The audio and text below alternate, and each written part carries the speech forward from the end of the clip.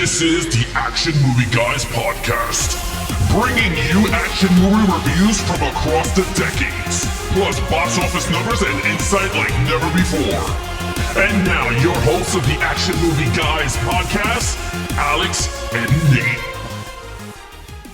Welcome, everyone, to a brand new episode of the Action Movie Guys podcast. This is episode 295. We're starting a brand new Teenage Mutant Ninja Turtle, 2-film franchise. Yes. Produced by Michael Bay.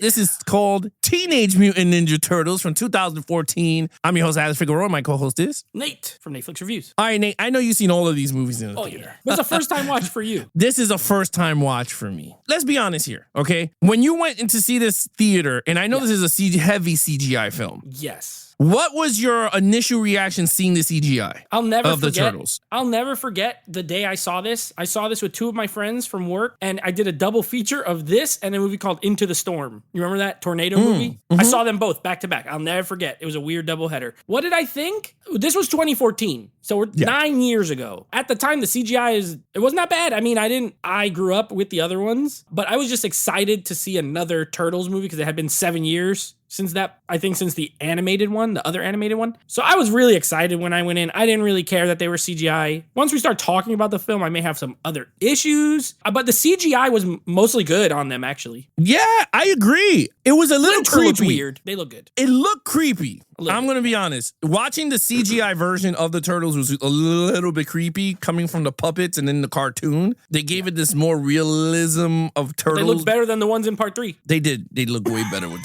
part 3. And they got lost of that stupid freckles in their face, which I was so happy about. But the only creepy character was Splinter. I was ugly. like, yeah, he looked. They tried to make him too much like a real rat, and it was disgusting. It was gross. It reminded me of the Little Mermaid Sebastian that made the stupid. Scary. That looked creepy, and I was like, that was horrible. Anyway, let's have fun. Mm-hmm. All right, Nate, what did the audience and critics have to say about this film? It's not looking good. It's not looking good, especially from the critics. Audience is right at 50. So half and half. You go up to 10 people, 5 might like it, 5 might hate it. A critic score, 21% critic score for this movie. Oof. So not very well reviewed or received, but I remember it did decent. I know you're going to share the box office. I remember it opened pretty good at least, but not amazing reviews. Well, financially, this movie was the bomb. It was a $125 million budget, okay? On a worldwide total of $485 million. This was a success. It was a success. Yeah. Even by our metrics, double would have been 250. Even if you had 50 million, it cleared over $100 million. And then I think this was another one that did well on disc. I remember there's a lot of versions that came out with you get the mask and the van and usually when they do that, it means it's selling pretty well. So I'm sure they made even more money there. And even more money now, right? Didn't this just come out in 4K? Yeah, they just released it in 4K. That lets you know it did well enough to get a 4K release. That means people bought it on Blu-ray. Well, you know what scares me, man, about that talking about movies going on 4K, this is totally out the curve. I threw a curveball here. Okay. Blood Vein or what's that stupid video game? Oh, Blood Rain? Yeah, getting a 4K. We got all these. Blood Rain? Blood Rain is getting a 4K. You cannot tell me people went all over the place. I think that movie did good on DVD. I want Stealth. Out of all the movies we ever did, Stealth over Blood Rain any day of the week. Yeah. Come on. Give me Stealth. Come on, but Sony. Blood Rain is getting it. Anyway, back to the reality here. Stealth. Yes. All right, let's get right into it. Critics gave it this thing. It was like, oh, this is garbage. But the audience was like, we're all going to the theater and enjoy this movie. But this was my first time watch because I'd never seen this before. Did Michael Bay produce a hit movie to us? Rewatching this? Or, well, for you is rewatch. For me, it's first time watch. Let's take it away. With the lead character, Nate. All right. The Turtles again. What do you think? And Splinter. And we get some April O'Neil. I'm gonna preface everything I say with no matter what you score anything. I understand. This is like a divisive kind of movie. So I know people who hate it, like Turtle fans who hate it, and I know some who enjoy it. So if you gave everything a 1, I'd be like, I understand. For me, it is a super duper. It's a mixed bag of nuts. This movie. There are things I like, and there are things I do not like. So I think 1 and 2 I love.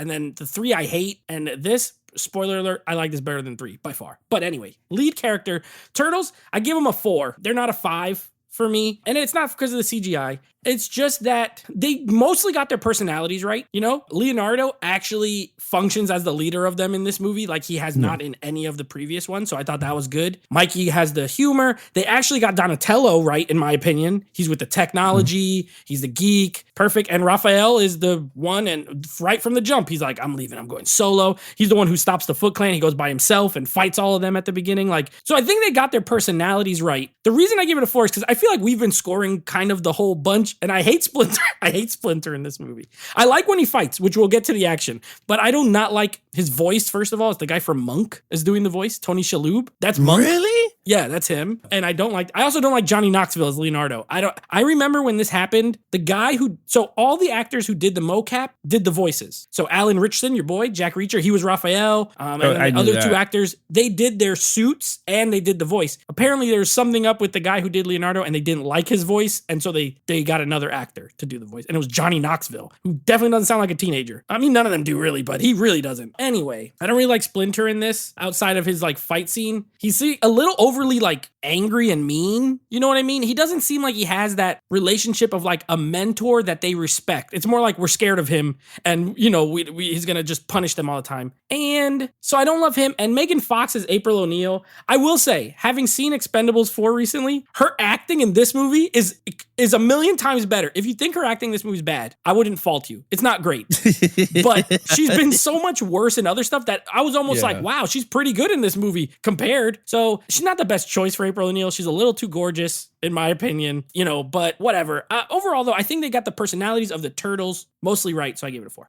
Well, it's funny because wasn't April O'Neil, well, I thought she was hot in the cartoon. She had like the short hair and red, and like she was probably like, she was like pretty, but like Megan Fox was like a model. So it's like, I guess. You know what? What was different is that didn't April O'Neil have a jumpsuit, a yellow jumpsuit? Yellow, yeah. All they gave her was the yellow jacket to kind of, feel like. Well, all right, we'll get into it. Let's have fun. I gave the characters a 4. I really enjoyed them. My favorite character in this movie was Michelangelo. He was more funny. He's funny. I thought he was mad funny. He was like, "See you later, Angel Cakes." Yeah, my friend loved him in this movie. She was cracking up the whole time. A little creepy at certain parts, but when he was like, "I got dibs on her," and I was like, "What?" I was like, "What?" I was like, "What's wrong with you?" I liked Raphael a lot too. I like the guy who plays Jack Reacher. I just felt like his voice didn't fit Raphael. I guess I wanted another voice, but you're right. They're teenagers. They sounded like adults.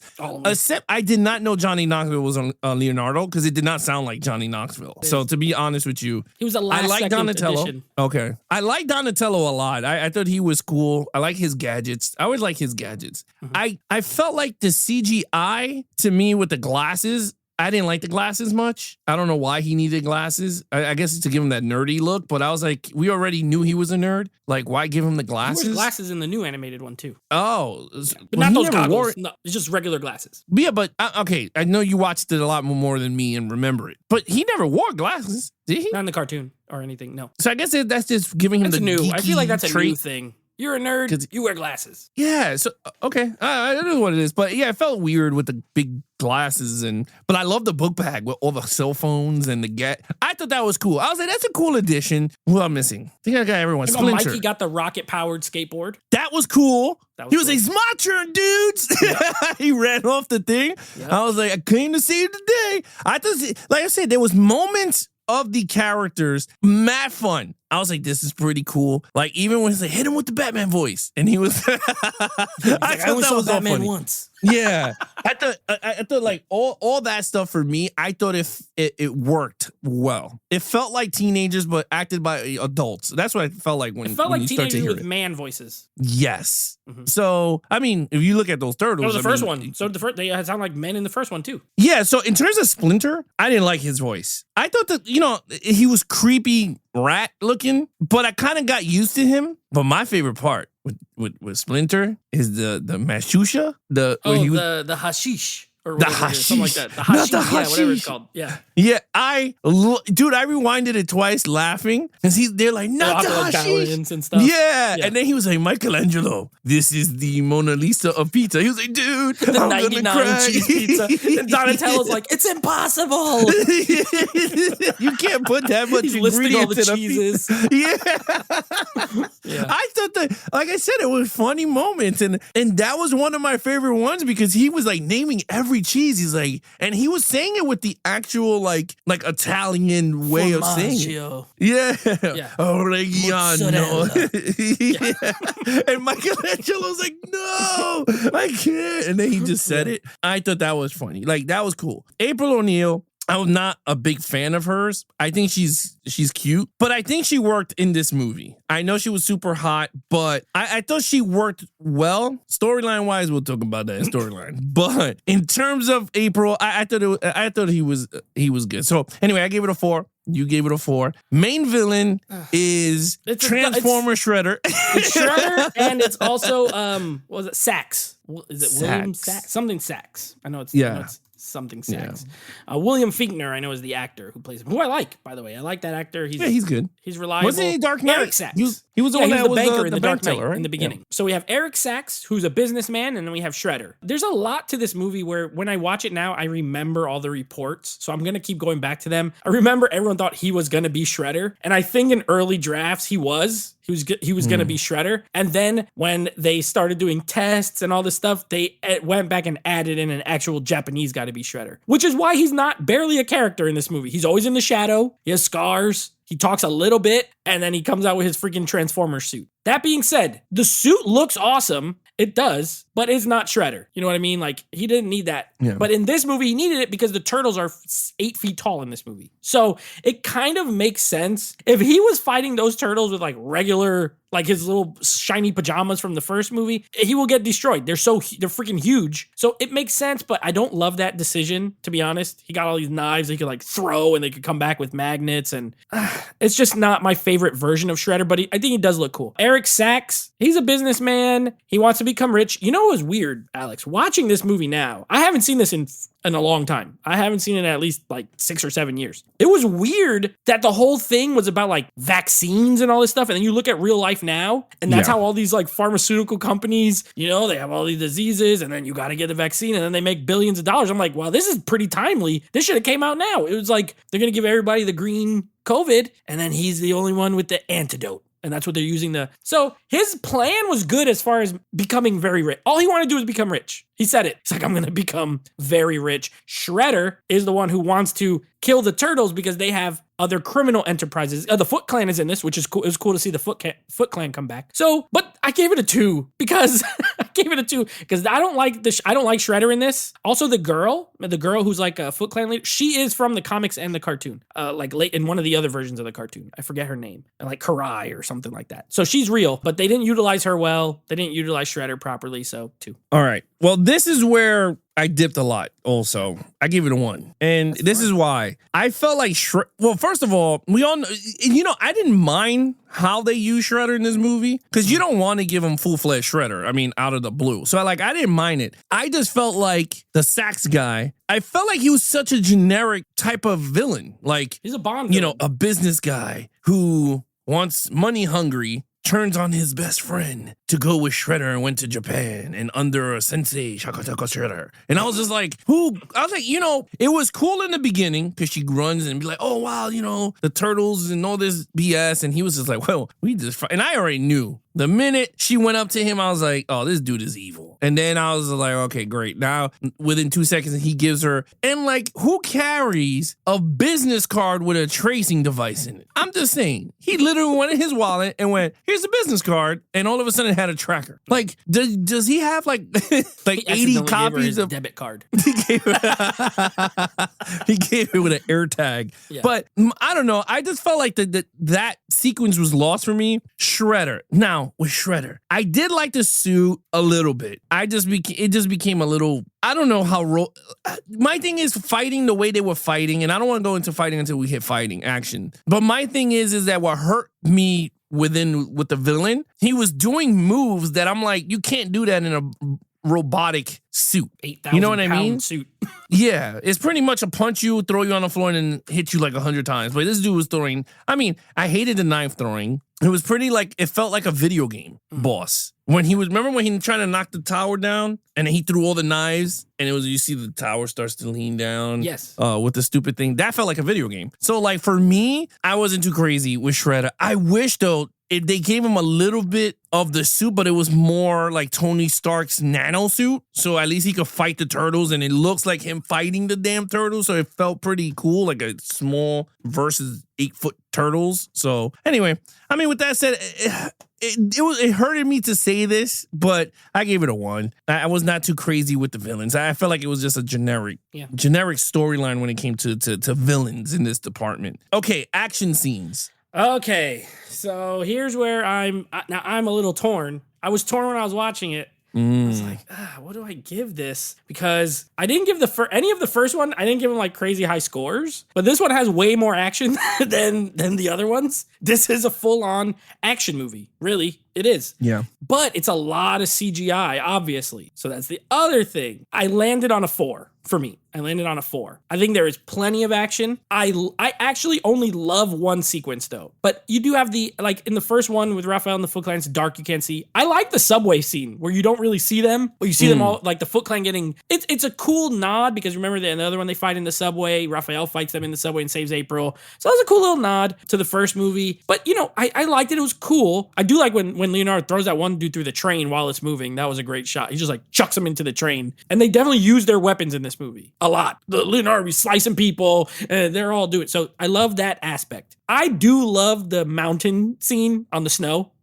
It's a lot of fun. I think it's a lot of, I remember seeing it in the theater and being like, this was a fun set piece. Like with Donatello. And I love that part where Raphael wants to go. He's like, no, let me do it. You know, like, let me be the badass for once. That's what he says, literally. He's like, come on, I'm the nerd. And then he goes and he does his thing. And I was like, good for him. Good for Donnie, the dork. He was able to get out there and do something cool. And then Raphael, of course, he just goes like a freaking missile and launches himself into that tank car. And I thought it was fun. These turtles are freaking humongous. It makes sense that they can do what they're doing there. And you get Mikey using the rocket skateboard in that fun scene. My problem is not even the finale. So then when the real finale comes, it was not as cool to me. When they fought Shredder, not as cool. You know, the way they defeat him, they play that game from when they were a kid where they jump on each other's things. That was a cool callback, but is it like an awesome looking visual? No, it's not. You know, they just did some regular punches and kicks and they were able to beat him when 2 seconds ago they couldn't even touch the guy. So things like that. But overall, there is a lot of action. It is well shot. And I love when Splinter fights. I do. I got a kick out of seeing him, especially when they're all on the floor. He's like, bah, bah, bah, bah, bah, bah. He's doing like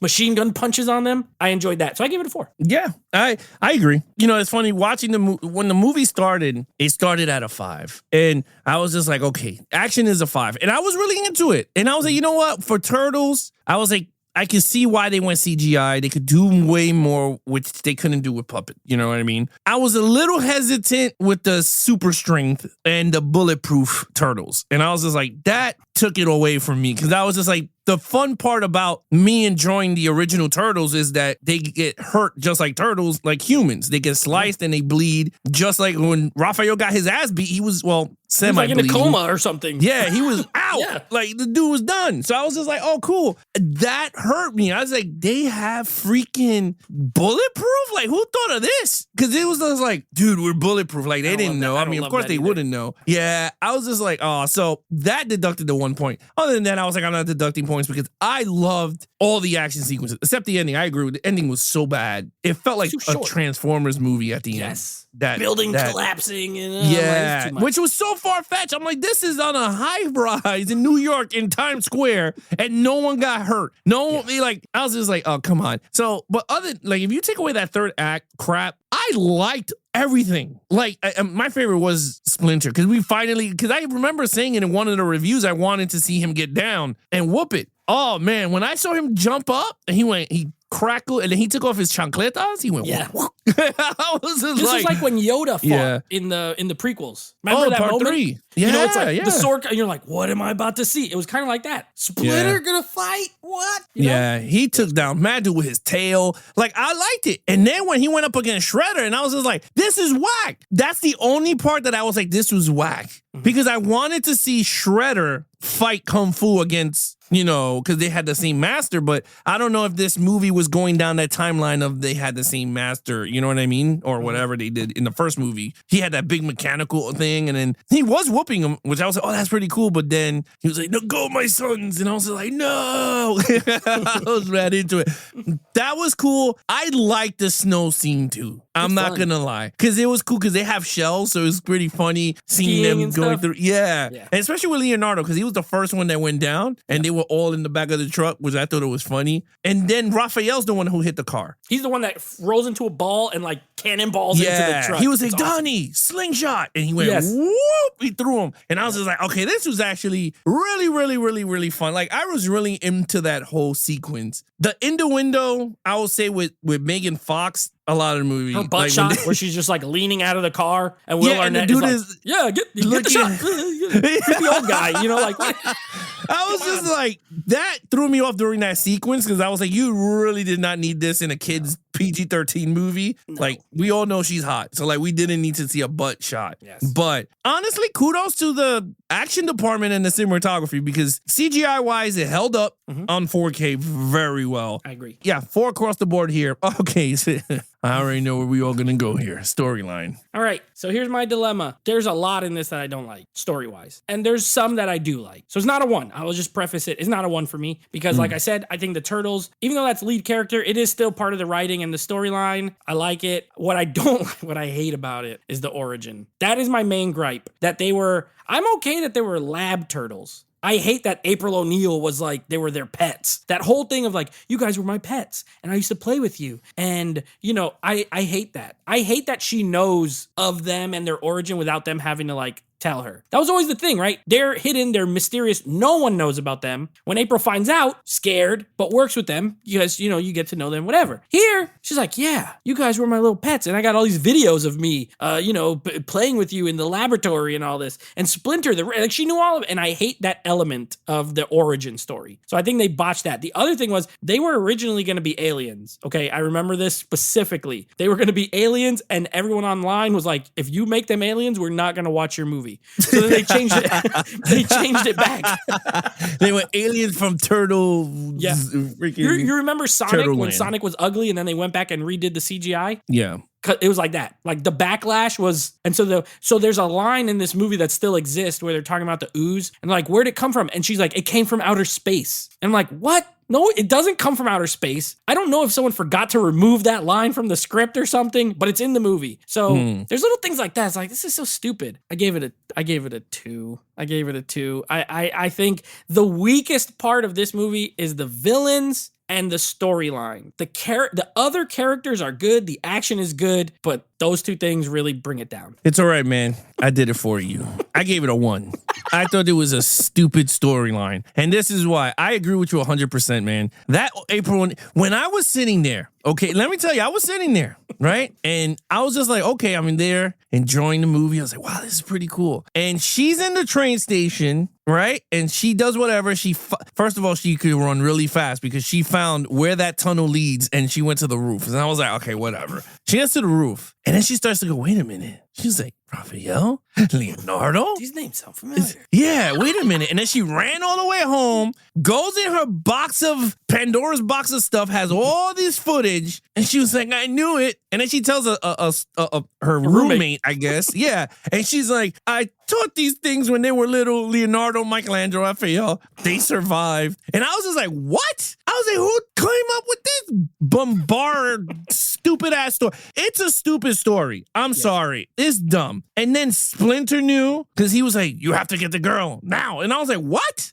Like, I hated that. And the fact that got me really mad is when she goes through the footage and she goes, hey, Michelangelo, here's a little pizza. And I was like, so this is where his love for pizza came from because April gave her fucking pizza. Like I said, get the hell out of here. It's like, take this stupid shit out. You mix that with the horrible villain storyline. And you know what you create? Transformers 5 through 7. Because this felt like a Spider-Man 3 movie with the dad betraying his friend. Got a disagree. Right? Peter Parker wanted to get rid of Amazing Spider-Man 2. Where his dad was missing. Yeah, and her dad and all this. You're right. Yes. It's the same story. I was like, what? I was like, I just saw this. I was like, just paint them red and white. They came out the same year, by the way. 2014, both of these. There you go, bro. It is the same movie. And I said, this is horrible storyline. So I gave it a 1. I just can't believe they really thought having April O'Neil giving Michelangelo pizza was his love for pizza, but I still love my man. My man. But he's funny too. Remember, Splinter calls her some name that she's like the protector. He's like, my girlfriend is the whatever it is. Like, he's like so in love with her. And like, shut up. Which I like that though, because Mikey was in love with her in the original one too. Remember? He's like always wants to talk to April. He loves her. So I was okay with that, but he was funny in this. I did think he was funny. At the end was pretty funny too. He was like, "You're not gonna go in the ride." I had this music queued up. Oh yeah, check out the bass. Shoots a rocket. He's like, I'm still getting used to the buttons. And yeah, funny. I think he sang some song, right? You and imagine me and you. Yeah. I thought that was fun. Like I said, I thought the whole thing was that whole stuff was fun. But anyway, not funny enough to go up in storyline. It was just a 1. You gave it a 2. Yeah. All right, your overall. A 3. I don't hate this movie. I don't hate this movie at all. Spoiler, I guess. I liked the next one better from what I remember. It's been a while since I watched it, but I think Out of the Shadows reminds me more of the cartoons. So I like it, like Rocksteady and Bebop are in it and stuff. So yeah. So I actually like the next one better, but I think this movie's fine. I think it's fine. It's not too long. It's an hour and 40 minutes. It flies by. Honestly, when I put it on to when it ended, I was like, it was like that. So it has good pacing. For me, as big of a fan as the Turtles, as I am, if they get them mostly right, I tend to be fine with the movie. I hate 3 because they're wrong. They're all wrong. And then everything else is cheap and horrible. This is expensive, looks, shot well. So it doesn't have the production, the poor production quality. But to me, I enjoyed the Turtles. I enjoyed Raphael. Like I said, he's always my favorite. They got him right. I enjoyed their interactions with each other. A lot of people hate when they're rapping in the elevator. I like it. Because you got to remember, they're supposed to be teenagers. And you remember, they're like, we got a hip hop album. And Raph, you're supposed to be the hype man. So then when they're in the thing and they hear the beep, beep, beep, and then he starts doing it and they start. Oh, yeah. Cause I thought that was funny. Yeah, I like it. I like it because they're supposed to be kids, essentially, 15 years old, 16. So things like that. I'm like, okay, I like it. But I remember online people like, this is so stupid. It's like, okay, they complain if they're too grown and they complain if they act like kids. So I don't know what to tell you. I liked it. But overall, I give it a 3. I think it's an entertaining but flawed. I agree. I gave it a 3 too. I enjoyed it for what it was. I mean, I don't know if I'm going to see like again like this year, but I don't rewatch it. I could pop it on. Mm-hmm. It's a really funny movie. Again, it reminds me of a Transformer universe. Like it felt like it's there that might like they really took Michael Bay's style in this movie. That's the only thing that I wish they would leaned away from was that. But other than that, I really enjoyed it. And the only thing I really hate thinking about it now that you brought it up was the ending when they were falling off the satellite and they were all saying, I broke your iPad or whatever the hell it was. And I licked all the ice cream and put it back or whatever. That was mad funny. Oh, the Pop-Tarts. I licked the frosting off the Pop-Tarts and put them back. Yeah, I'm sorry. Like, some stuff was funny. The Raphael thing was just I was just like, oh my God. He said, I just love you guys. And it didn't even fall. And I was just like, hey, that was a high fall. And they didn't even. It was just landed on the floor. Fine. There was no impact. And nothing with April. Like, I was like, lady, you would have been destroyed. Like, falling from that high. Yeah. I was just like, I didn't like that whole sequence, how that ended. Yeah. I gave it a 3. I thought it was good. All right. Total points. 15 out of 25. Okay. It's right in the middle. I think it's fine. Again, I think it's inferior to especially part 1. I think it's superior to part 3 in an extreme way, but flawed. A lot of flaws, but I enjoy it. I don't rewatch it as much as the other ones, but I do enjoy it for the most part when I watch it. So 15 for me. I gave it a 13.25. You had a couple of ones in there. So yeah, I had a couple of ones, but other than that, I thought it was pretty decent and it was pretty fine. Now, I will ask this though before we go on and end it. Do they change Splinter's voice? It is still Tony Shalhoub, but we do get. I don't want. No, you know what? This is not really a spoiler. We do get Brad Garrett. Brad Garrett. Everybody Loves Raymond, the brother with the deep voice. He is the voice of Krang in the next movie. Oh, nice. So that's pretty good. And wrestler Sheamus, Sheamus. Yeah. He plays Rocksteady. Pre Rhino and Rhino. The human version. He plays him as human, and then they get mutated. So you'll see. But he plays, he does the mocap. So they got a big old wrestler. My boy Sheamus is in it. And Casey Jones pops up in this one. So I don't know. I like Out of the Shadows better because it feels more like the cartoon but with like the budget and the big budget and the special effects and stuff. I don't know. All right. We'll see. Well, I'm looking forward to it next week. All right, what's coming up next? Next episode is going to be Rogue One, continuing with our heist month. We're going to space. We're going to a space heist in this one. Little Rogue One, haven't seen this, I don't know. Might have been since the theater, to be honest. When I was watching it, I was like, I don't even remember some of this stuff. So Rogue One, and then Teenage Mutant Ninja Turtles Out of the Shadows will be wrapping up our Ninja Turtles franchise, and then we'll be going into a new one after that. Love it. Love it. A first Star Wars, a review. I love it. Love it. Yeah, it is on the channel. All right. Other than that, guys, you guys want to follow us in our social media accounts, please follow Nate over Instagram at Netflix Reviews. Check out the podcast with him and his friends called Netflix Movie Reviews. Anything action movie, guys, head over to Instagram at Geeks and Flicks, or head over to our official website at www.geeksandflicks.com. Other than that, I'm your host, Alex Figueroa. My co-host is Nate from Netflix Reviews. Be awesome to each other and geek out.